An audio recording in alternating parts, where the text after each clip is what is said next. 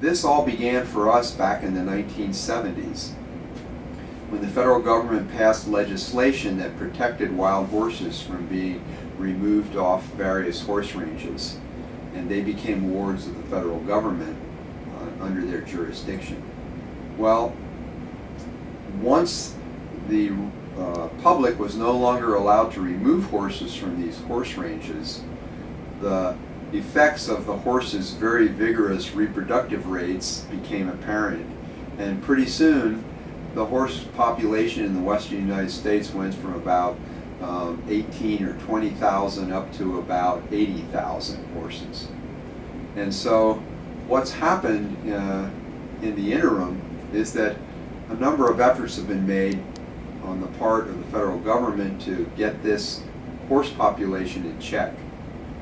And to some degree, it has been effective, but it's still lagging way behind what's necessary.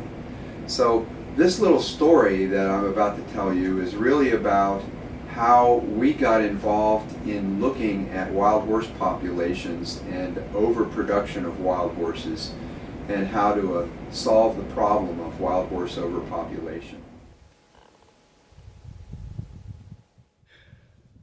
So we're going to specifically examine how fertility control became part of the federal wild horse management program, then examine the evolution of fertility control methods for wild horses, and examine some details of the methodology for the current wild horse contraception. Next, we'll look at aspects of the application in the real world of fertility control. And finally, provide some projections for the future of this technology in wild horse management.